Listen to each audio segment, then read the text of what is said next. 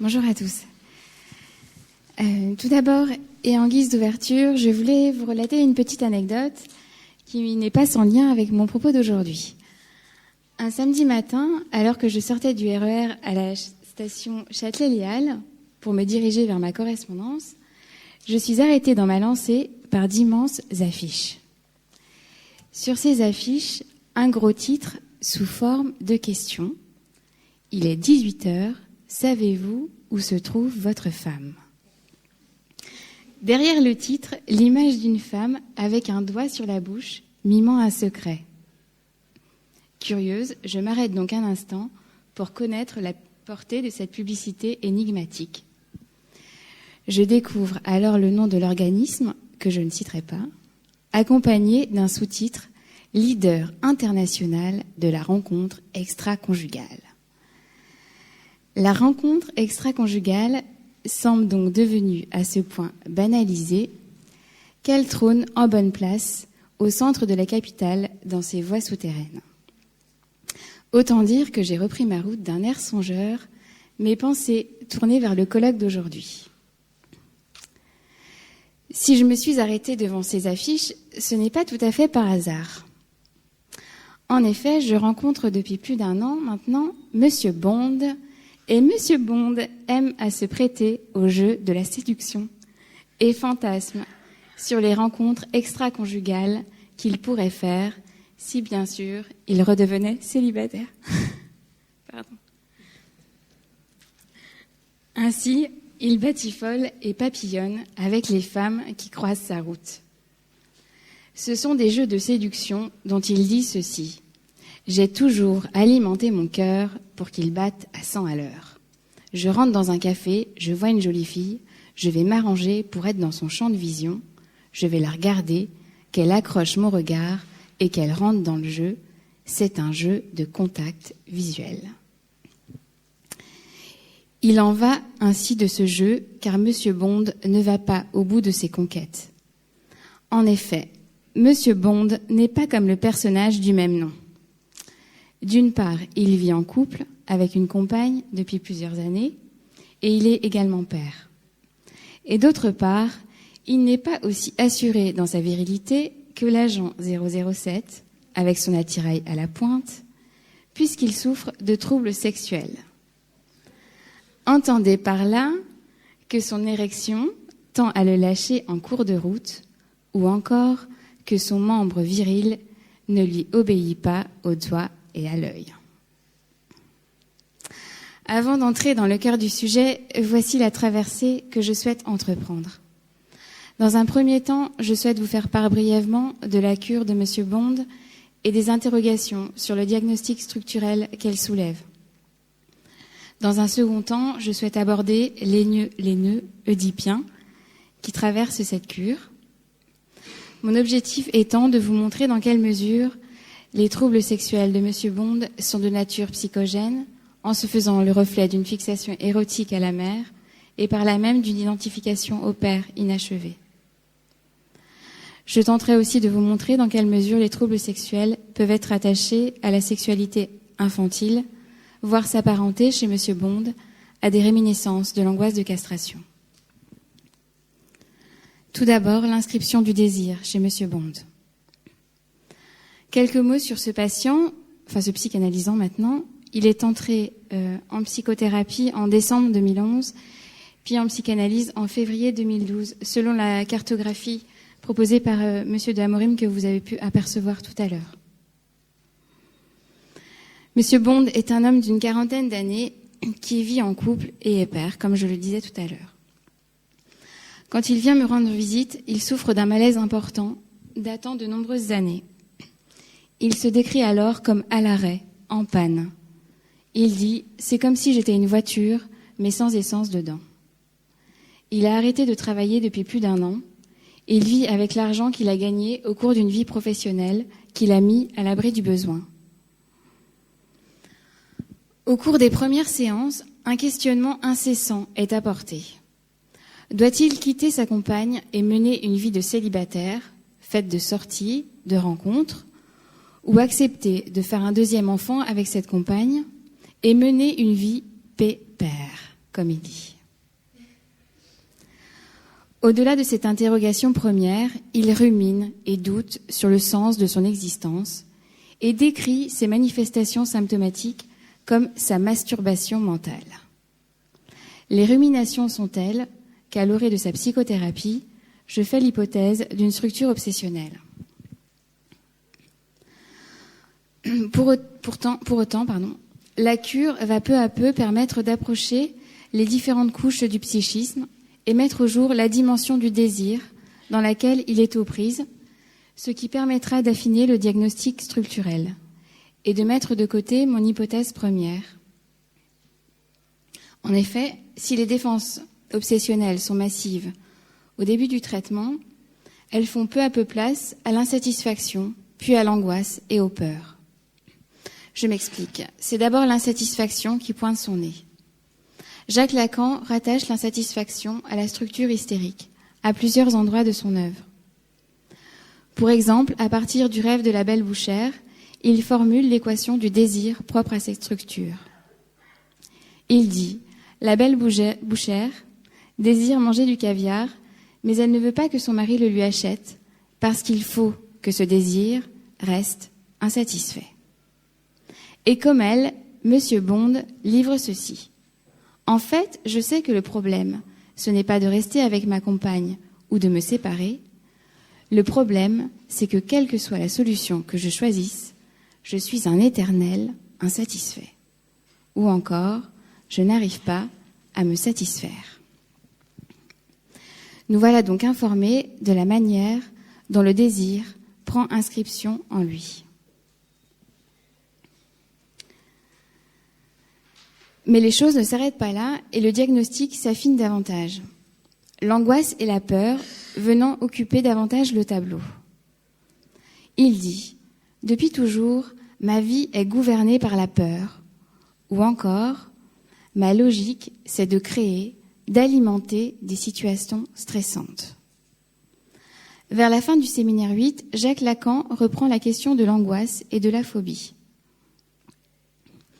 Le signal d'angoisse a un lien absolument nécessaire avec l'objet du désir, dit-il.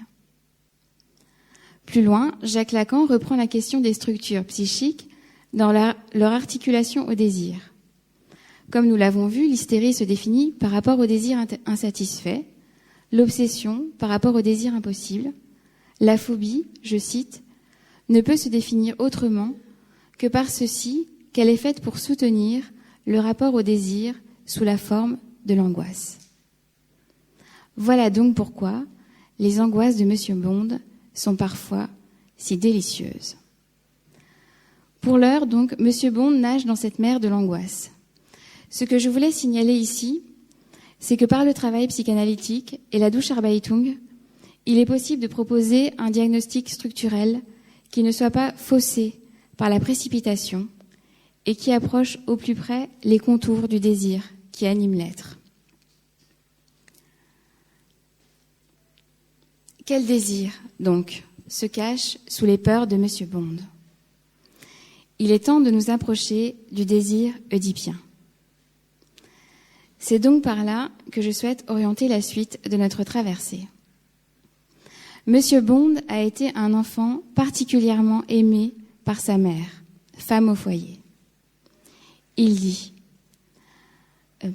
celle-ci le prenait dans son lit au cours des déplacements professionnels fréquents du père. Il dit, quand mon père n'était pas là, je me levais avec ma mère et je me couchais avec elle. En outre, jusqu'à un âge très tardif, entendez par là jusqu'à l'orée de l'âge adulte, il embrassait sa mère sur la bouche comme son père. Le père, lui, faisait vivre la famille par son travail. Mais malgré qu'il se soit voué à nourrir convenablement sa famille, son image est entachée par son alcoolisme.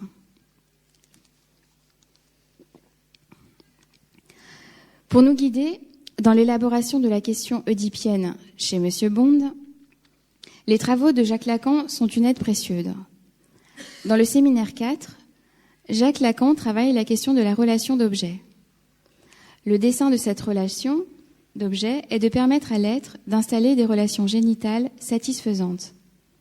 À partir de son étude du petit Hans, Lacan nous indique que l'issue normative de la relation de la mère à l'enfant est celle du complexe de castration. Et celui à qui il revient de l'introduire, c'est le père. Le père doit intervenir avec les interdits qu'il a à transmettre. Ceux-là ont pour fonction d'instituer un ordre, de transmettre une loi qui se situe au cœur de la crise oedipienne. Mais le père de Hans est trop gentil. En ce sens, ce père réel n'est pas tout à fait à la hauteur de ses fonctions.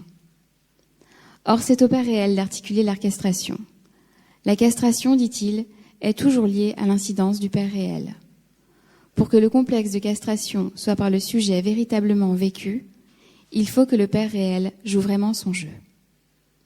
Ce père réel sera donc relayé par Freud, qui viendra occuper la fonction de père symbolique.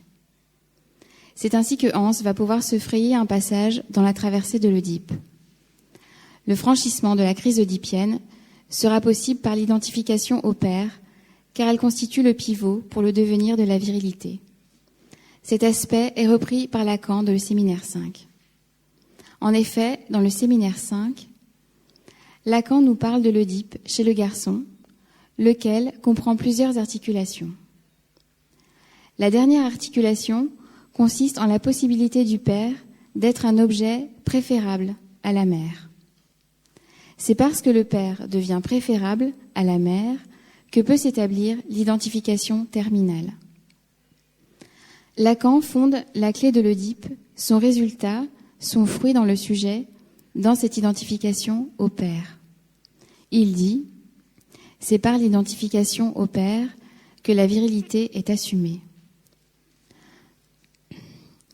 Sans celle-ci, le risque pour l'être, même si c'est une position confortable, c'est de passer au rang de la femme pour se faire aimer du père. C'est donc une forme d'homosexualité inconsciente, c'est-à-dire, dit-il, une brave et bonne petite position passivée sur le plan inconscient. Or justement, la cure de M. Bond nous conduit sur cette voie d'une identification au père qui n'a pas pu atteindre ce stade terminal.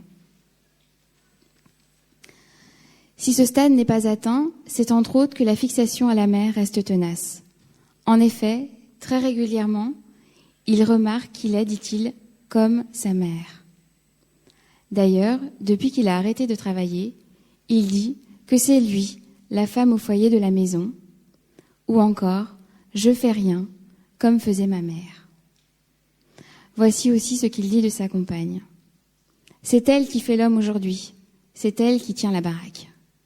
Je ne me sens pas à ma place. » Le père n'est pas préféré à la mère, et pour l'instant, son image dégradée, notamment par l'alcoolisme, prend le pas sur une identification possible. D'ailleurs, cette question de l'alcoolisme embrouille régulièrement les cartes, servant sa résistance pour ne pas approcher de trop près son désir oedipien. Entendez par là que l'hostilité est dirigée contre l'alcoolisme plutôt que contre le père, ce qui lui permet d'éviter la confrontation à ce rival. Il en est ainsi pour l'instant du cheminement de cette cure. Et la question qu'il semble poser pour l'instant, souterrainement, est la suivante: comment être un homme quand on n'admire pas son père?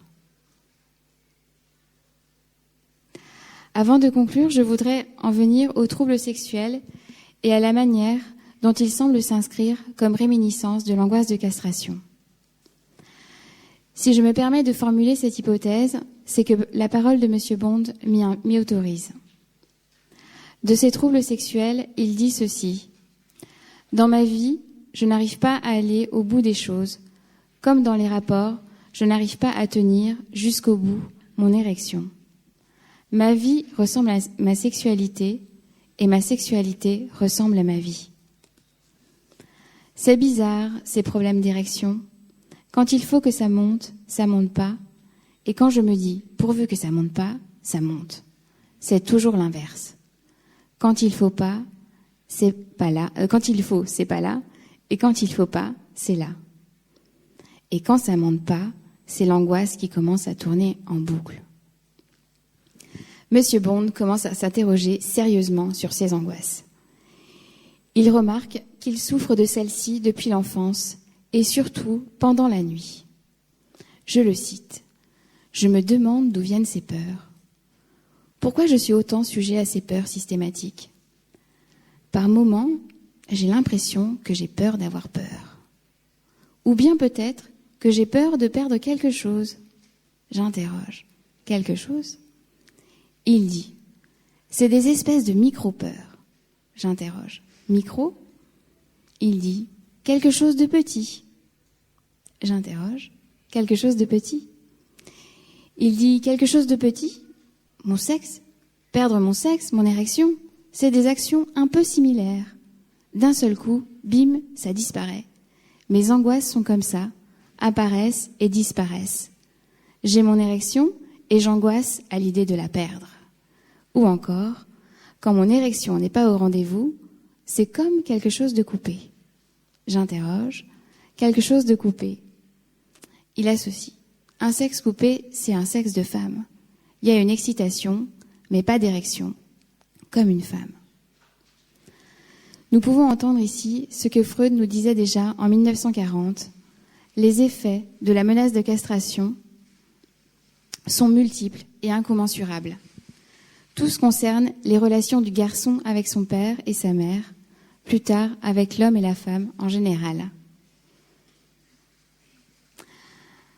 À partir de cette illustration, j'espère avoir pu montrer la manière dont les troubles sexuels viennent remettre en scène la question oedipienne. Ainsi, il semble que pour M. Bond, derrière le jeu de la rencontre extra-conjugale se dissimule davantage qu'un désir de jouissance sans limite. Si M. Bond aime à rencontrer des femmes, il semble que cela tienne surtout à la position féminine qu'il occupe dans ses jeux de séduction. Car dans ces jeux-là, il peut faire, dit-il, le cœur d'artichaut et se conduire comme une femme.